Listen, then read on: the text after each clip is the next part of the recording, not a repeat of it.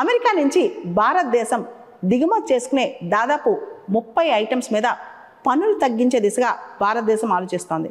మనకు తెలుసు Trump 1.0. Trump ఇంతకుముందు ప్రెసిడెంట్గా ఉన్నప్పుడు ఇండియాని టారిఫ్ కింగ్ అని పిలిచాడనమాట.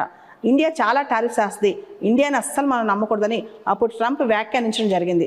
అయితే ట్రంప్ ఇప్పుడు టారిఫ్ వార్స్ మొదలెట్టారు. చైనా పైన, మెక్సికో పైన, కెనడా పైన. ఇండియా పైన కూడా మొదలుపెట్టే అవకాశం లేకపోలేదన్నమాట. ఇండియా ముందుగానే ముందస్తు జాగ్రత్తలు తీసుకుంటుంది, ముందస్తు చర్యలు తీసుకుంటుంది అనమాట.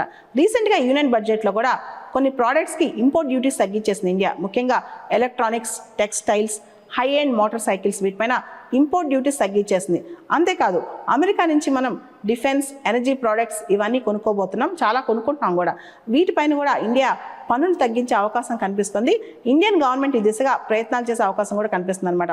ముఖ్యంగా ట్రంప్ దృష్టిలో ఇండియా అంత టారిఫ్ కింగ్ కాకూడదు, ఇండియా కొంత అమెరికాతో, అమెరికన్ ట్రేడ్తో లిబరల్గా ఉండాలని ఇండియా భావిస్తుంది. ట్రంప్ దగ్గర 2 విషయాలు మనం అసలు బార్గెన్ చేయలేం. ఒకటి టారిఫ్స్, రెండోది ఇల్లీగల్ మైగ్రేషన్స్ అనమాట.